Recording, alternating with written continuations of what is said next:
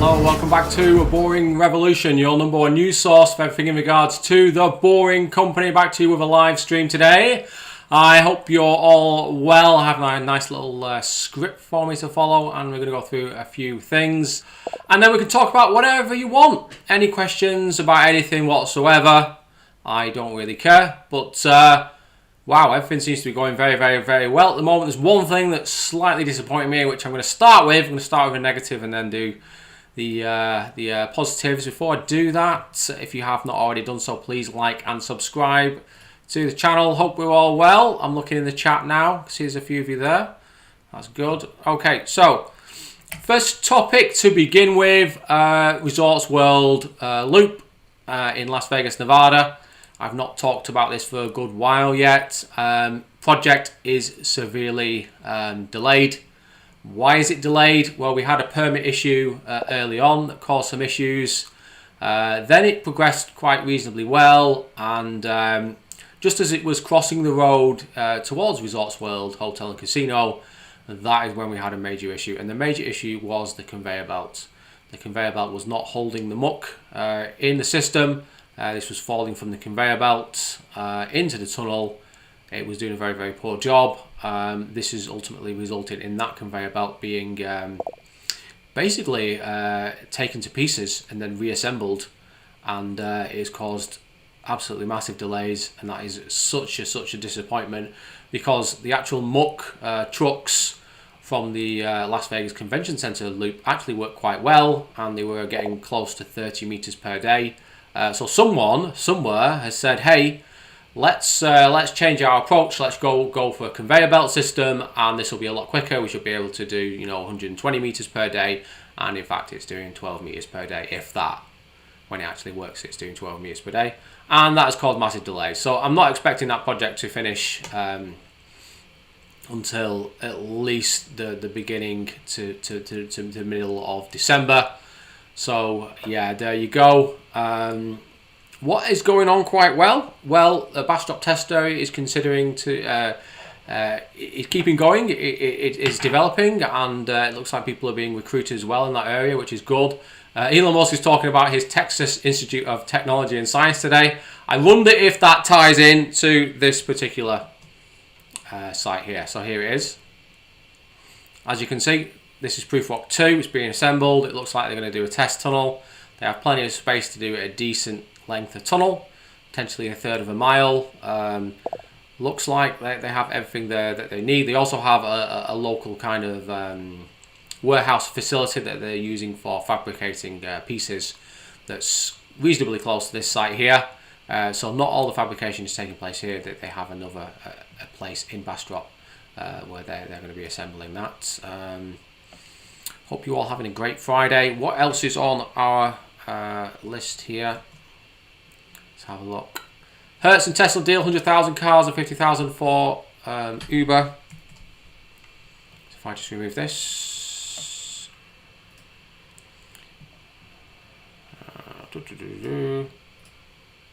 That is not in here. It's not got a news article, never mind. Not to worries. I have a picture though. I have a picture. Here we are.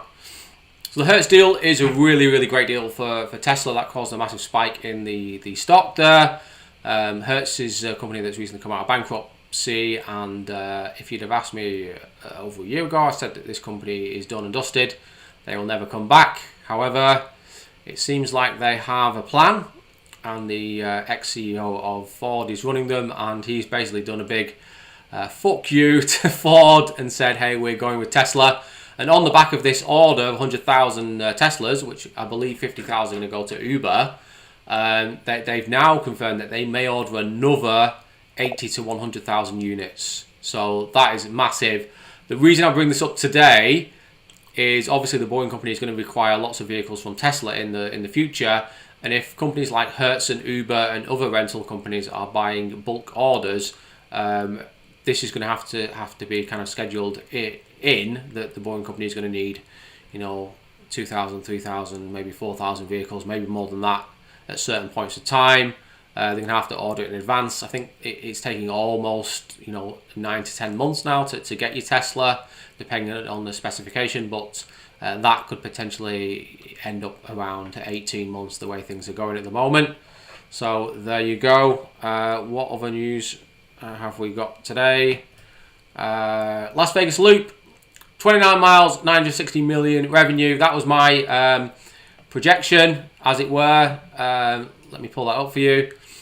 So it's actually come to my attention that I've made a little bit of a mistake here, but the mistake has come about because the Boring Company is not being very open about how they're pricing the journeys. And I remember there was an interview with Steve Hill from the convention center, and he said it was going to be, I think he said it was around $5 to $8 per, per fare. Well, it doesn't seem like they're doing it per fare. It seems like now they're doing it per vehicle, which I really, really don't actually like. I think that's really quite a bad way of doing it. You should be buying a trip or a seat on a journey and not buying the vehicle, because that might encourage people to basically use it, 1 to 2 people per vehicle, which is not really. I mean, it's okay in the evenings, but really we want to be trying to pack as many people into vehicles as possible. Yeah, so and also that massively reduces the gross margins, which is a little bit worrying to say the least. And really you want to start off high, attract those kind of high caliber people that typically use Uber and Lyft and other chauffeur services, and then bring them in and then work your way down the market. That's personally how I would do it, but it looks like they're pricing it per vehicle, which means the gross margin is going to fall below 20%, I imagine. And the numbers are still good, but not as explosive as this $1 billion per year. But hey, I see what you're saying in the chat. If anyone's got any questions, if I had a Hertz donut.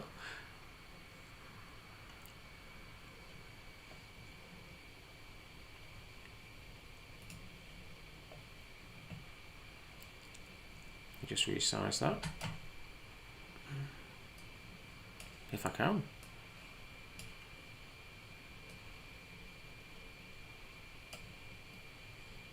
Potentially, I think they'll be staying in the system for in the tunnels for the foreseeable future. I'm kind of guessing. Okay, what else have we got? It's great to see the Las Vegas Loop project progressing. Obviously, Clark County have given them the initial approval, but there's lots and lots of permits and other approvals that they're going to need to get over the next sort of 9 to sort of 12 months. So there's a lot to do. There's a lot to do. There's a lot of things that potentially could go wrong, but I'm fairly confident that we will see that project starting latter end of next year, and then they'll be doing 15 to 20 stations per year. So they should wrap this up in about 3.5 to 4 years. The Encore, the Wynn Casino, Hotel and Casino, due to delays at Resorts World, that's now looking to be starting in Q1 of next year, I'd imagine. Maybe they might push it in just before Christmas, but from a logistics perspective and actually the tunneling team, they might delay that to kind of make some changes to the TBM and then bring that in January, February. That's what it's looking like. Other loop projects, again, I've not really heard very much about the project in Austin.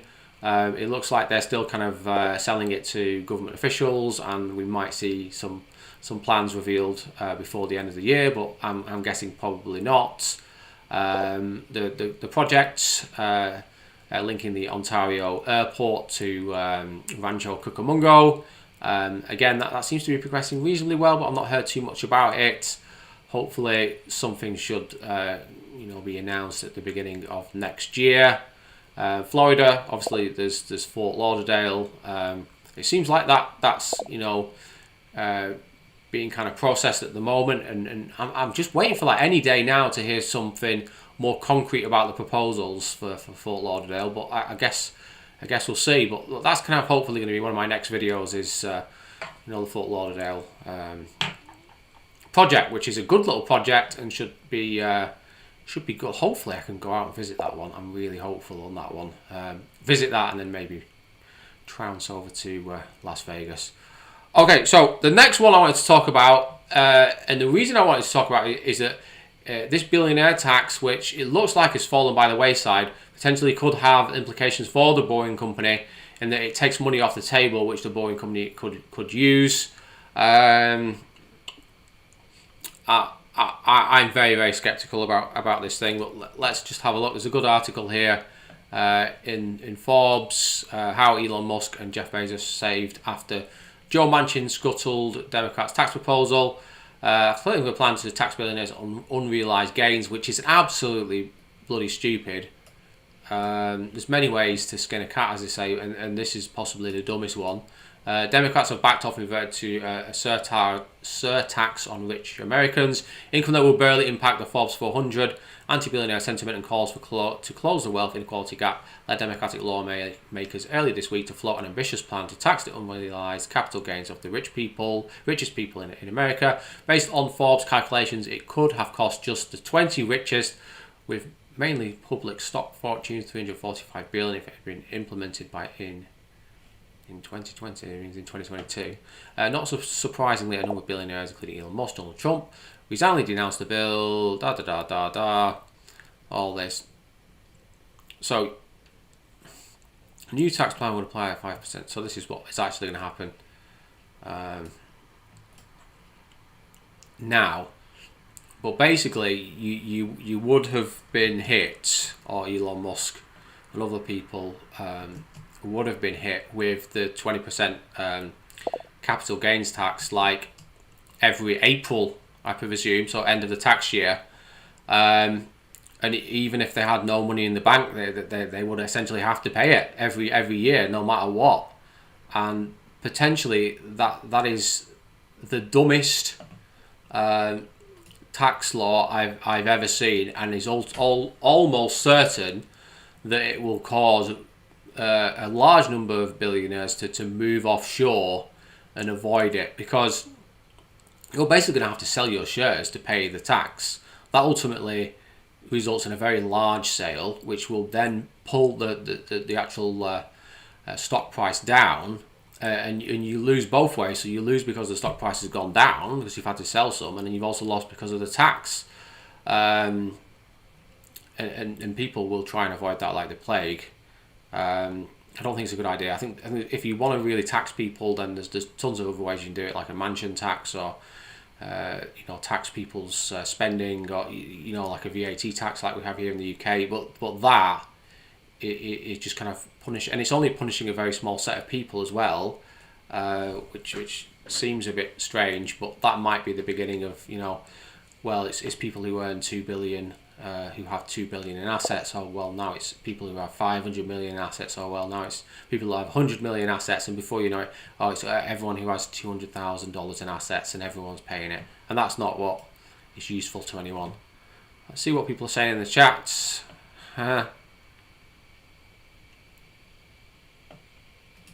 Yeah, I mean potentially could be. I mean, I'm not against. I mean, obviously, I'd rather capital gains tax stays as it is. I think it's 20% in the UK. I don't know what it is in the US. But if they wanted to increase that to 21.5%, then that's fine by me. I wouldn't mind it too much. But the idea that at the end of every year I'd have to pay some capital gains tax. I mean, like this at this very moment in time, due to circumstances, I have no cash. I've just got all my investments, and I don't want to touch my investments. I want to leave them, because I know that I'm going to make more gains in the future. So if I was Elon Musk, it wouldn't surprise me that he's spitting feathers about this. And pretty much everyone. Yeah, it is. Exactly. So that's kind of the best comment of the day. It's an Elon tax. Joe Biden does not like Elon Musk. Yeah? Joe Biden hates Elon Musk. He's owned by the Auto Workers Union. They've got the fucking big member in his mouth, and he does whatever they say. And he's too dumb to realise that the traditional automakers, the legacy companies, are all going to go bust in the next 4 or 5 years. And he thinks that this is going to make things fair for everyone. It's not. It's far from it. If he wants to make things more equal for everyone, then he needs to turn the US into like a high wage economy, a high skill, high wage economy. That's what he needs to focus on. But he's not doing that either. He's really, I personally think he's really struggling. I don't know what you guys are thinking, but it just looks like he's in the deep end and he can't swim.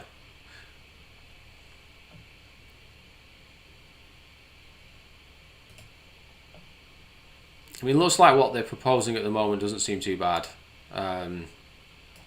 Hopefully that just kills it and we never hear this again. But you never know, that it might rear its ugly head again in a year's time. Let's see. So another piece of news as well is the actual stock price hit $1,000. Can tell you it's it's a little bit stressful for me when I even when it's going up and just watching it go up so rapidly, and I'm just thinking to myself, like, this is a great time to sell, but you've got to kind of convince yourself that this is just early days, and they are essentially on for the biggest monthly gain in nearly a year, 41%. Shares started the month at $775. Friday, the last trading day of October, they were up 2% at 1,098. And plus Tesla stock on track for 41% surge, the biggest monthly gain since November. On October, Elon Musk company reported third quarter revenue leapt.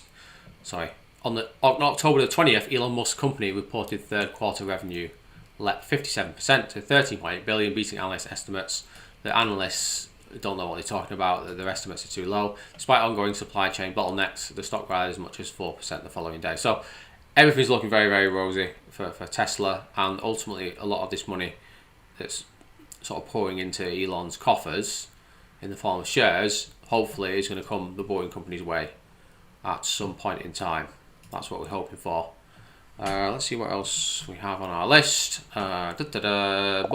Billionaire tax, Tesla hits $1,000 or more. I mean, that's incredible, isn't it? Hopefully they'll do a stock split at some point. I think a 10-to-1 split or a 20-to-1 split would be absolutely fantastic. So you're looking at around $50 or $100. I don't know what you guys think. Leading on from that, Boring Company IPO. I constantly get asked about this. How do I invest in the Boring Company? Are they going to do an IPO? What do you think? The advantages are doing an IPO. A lot of different things. Helps them raise money.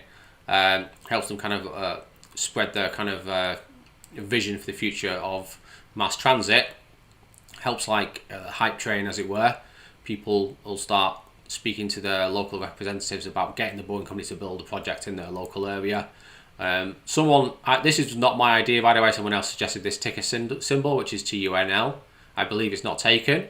I think that if this is going to happen, it'll happen either in 2025 or after that. I think the company has a lot of growing to do, as I've said, with the Resorts World project. Someone made a terrible mistake, and they're paying for that at the moment. And hopefully, that person might want to, rethink their options at the Boring Company if they've made more than one mistake. But hey, there you go. I hope you all agree. I'm pretty confident that you guys would all want to invest in the Boring Company. I'm just wondering what sort of valuation you would invest in the Boring Company. I personally would invest in below 100 billion. I think that's excessive, actually. 100 billion. I'd probably be looking at somewhere in the region of 40 to 50 billion valuation for the company. I think that would be reasonably fair. I'd invest in at that kind of rate if they had some projects under their belt and they were delivering the kind of throughputs that they were suggesting. Okay, so let's have a look. Why would they need to raise money this early on? Well, they've got a lot of projects. You've got a lot of projects that they're hopefully going to be starting. Let me get rid of that. And these projects are expensive, and they want to keep all the money privately raised, and they don't want to lend money. If they can raise money essentially for free, then they might as well do as such if they do an IPO, and then they can obviously issue shares as and when they start new projects or expand existing projects. And that sounds to me like the path forward. Although a mass transit company has never ever done it like that, but for me, being able to issue shares as and when you start new projects, that for me sounds perfect. Okay, so I think that I've covered everything I can in the kind of news section. I hope you enjoyed that. Happy to take any questions that you have, any shout outs. Just wanted to say a big thank you to all my Patreons as well who've been supporting me for a very long time now. Many of you have been with me for over a year. Lots of new Patreons coming in as well, and I just can't thank you enough. You're really helping grow the channel, and the support really helps me improve what I'm doing here today. Yeah, and hopefully you like the studio. Obviously, we've been in the studio for a while now, and I've not done a live stream, and it's perfect for live streams. You don't have to look into my kitchen, which is which is not great. Although Steve Mark Ryan has his kitchen in his live stream, but I don't think my kitchen is quite as good as his.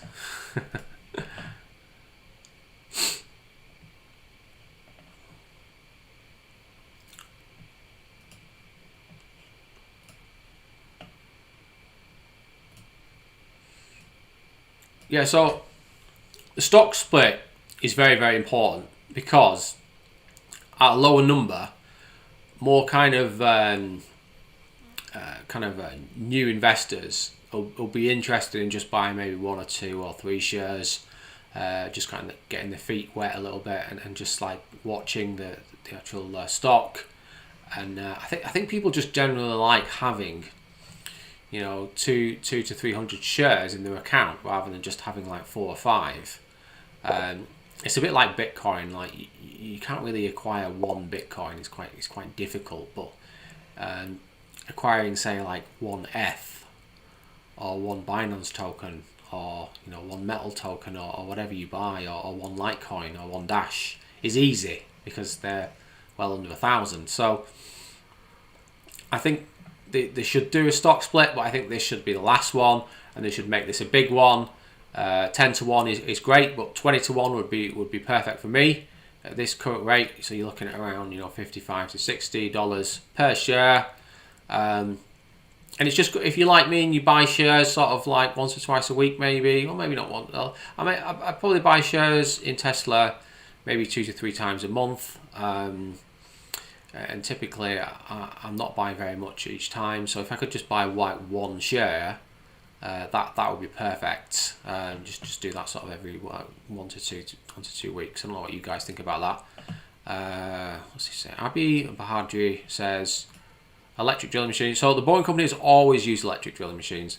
Very, very few machines are diesel powered, and if they are, the diesel is powering a generator, and that generator is producing electricity, which is then used by the machine. So the Boring Company, since day one, has always been using electrically powered TBMs, and will continue to do so. Whether they will be battery powered is another question.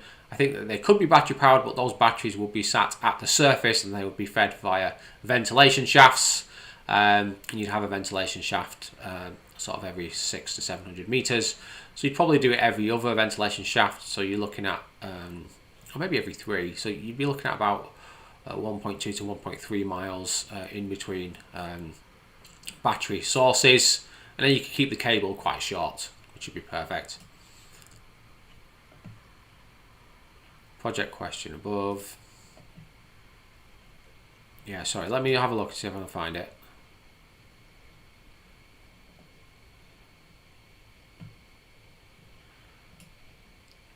Yeah, sorry about that, Brent. I must have missed the question. I'm kind of busy with something today, and it's tired me out a little bit, as you can probably hear my voice. But I was very keen to do a live stream today. So Brent Quaid says, to help with supply chain problems, yes, do you think it's a good idea for the Boring Company to build tunnels to ports from logistics centres outside the city? Absolutely, 100% yes.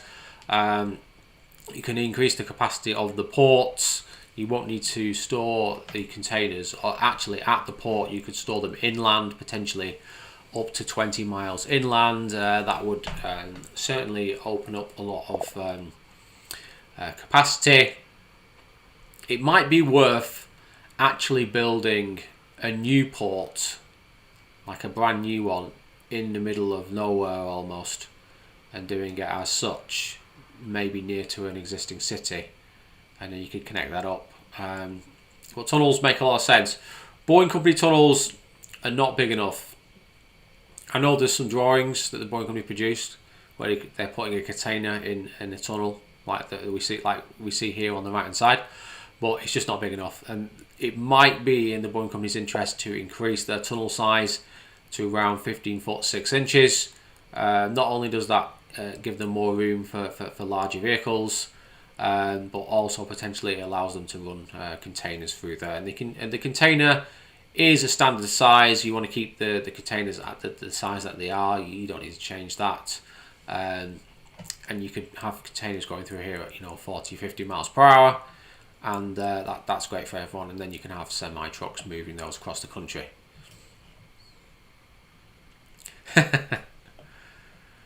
Just seeing that now.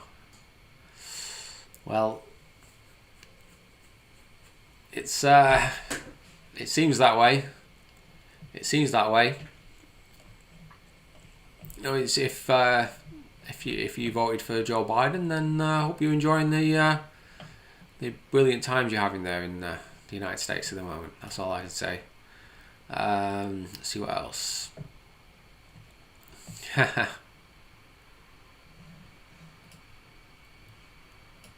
would that be? $69? I'm guessing.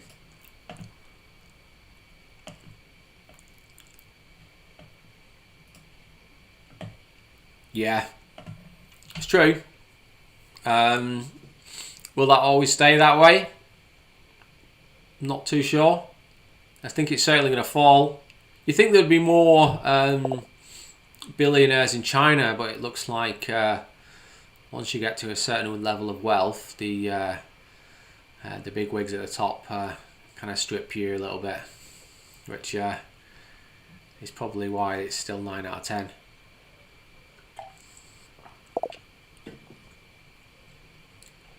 I'll have to see. I can't really think of any other continent or any other country that's going to kind of produce more billionaires. India might be in there at some point, but it's going to take time. You think a big country like Brazil, with all their kind of raw materials and assets, that they would be able to produce a couple of billionaires that would be in that list, but they're obviously not able to produce the kind of incomes that kind of tech companies can and will do now and in the future.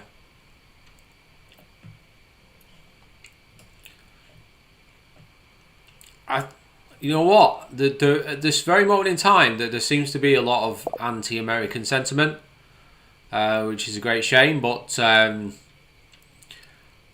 think just people are very upset about some things that have happened recently, and they kind of maybe they're taking advantage of the situation. I don't know. I mean, I don't really want to get too much into politics and things like that. But I just want to see people do well and economies grow. That's what I want to see, and I want to see Elon Musk and all these companies do well. I want to see all companies do well, whether it's Apple or Google or Oracle or anyone. You name the company.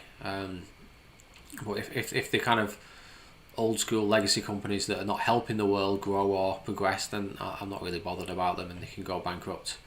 But yeah, so it's a shame really, but it seems like a lot of people here in the UK definitely have, over the last couple of years have started to become a little bit anti-American. I don't know if it's anti-capitalism or something, but yeah, negative people.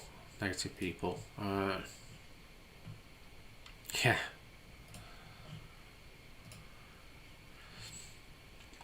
But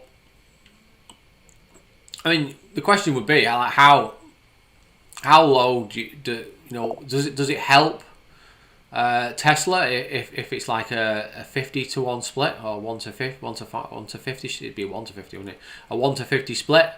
They really cut it down. Would more people buy, or is it just a gimmick? I don't know, but if they do it again, they want to do it in a way that they only ever do it once. They don't want to be repeating this every 2 years.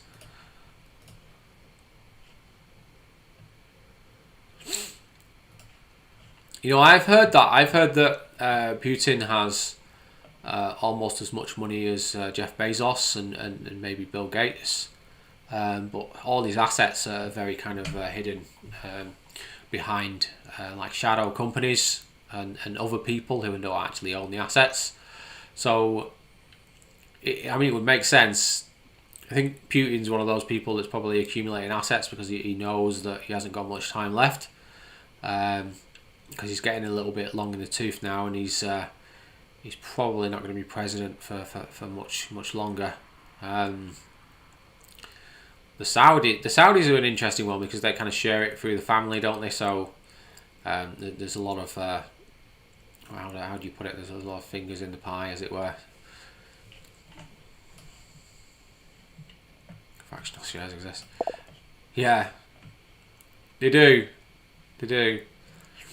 Some companies don't let you buy it in really small amounts, though. So you might only be able to buy 0.2 Tesla. So if Tesla ended up around $2,000, for some people that might be a bit excessive if they want to buy it every month. So I think it does make sense to do like a 1-to-20 split, or however you say it, or 1-to-10 split, but it might make even more sense to do a 1-to-100 split. That would be useful. A bit more people would buy.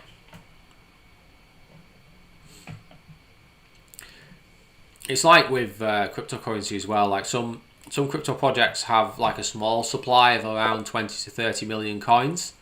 Then you have these other cryptos like Shiba.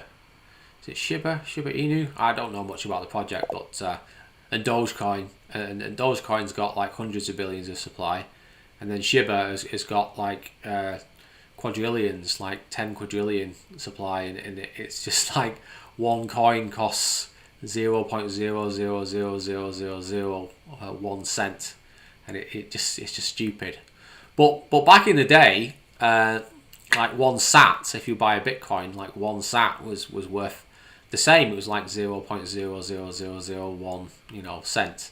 But now it's getting close to a reasonable number. Potentially it could be $1 equals one Satoshi. So it swings and roundabouts, isn't it?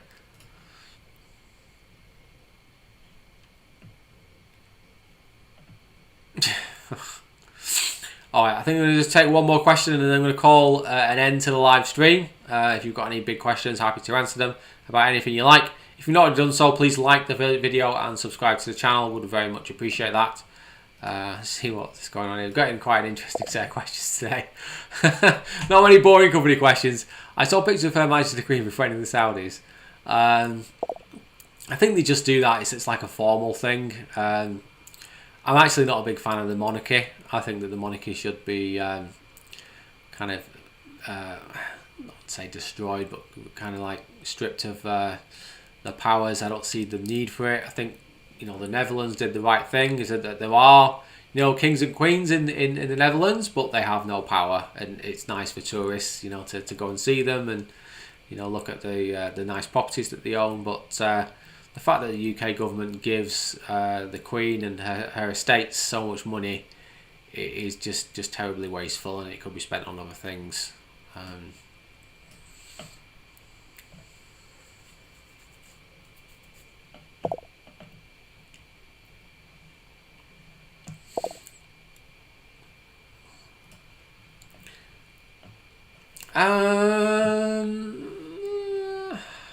I'm not too sure about that one. I'm not too sure. I don't think it makes a difference. I really don't think it makes a difference. I just think that they buy more of in terms of numbers, but the actual value stays the same. I'm not too sure about that one. I might be wrong, but I don't think it really makes that much difference. I just think it encourages more people who are new to investing, who are because I use a platform called it's not available in the USA. It's called Bitpanda, and that's where I buy kind of some of my assets. And on there you can actually buy stocks, and it has a list of like all the tech stocks, Tesla and Coinbase and things like that, and it just shows them all in there. If you could buy Tesla, because you actually see the prices. If you look down that list and you recognize Tesla, then you see next to it says $50. For some people who are quite new to investing, they think, whoa, Tesla's going quite low here. I might invest in that, because they don't look at it and think, well, what is the market cap of that company? they think, well, that's a low value, and they might invest in it. But then again, I don't know. I suppose like GameStop, that's one of the reasons that people were buying lots of GameStop, was because it was quite a low number, and they thought, you know, this could go really, really high, and then it did go quite high. But it all depends on, obviously, the supply as well, how many shares have been issued.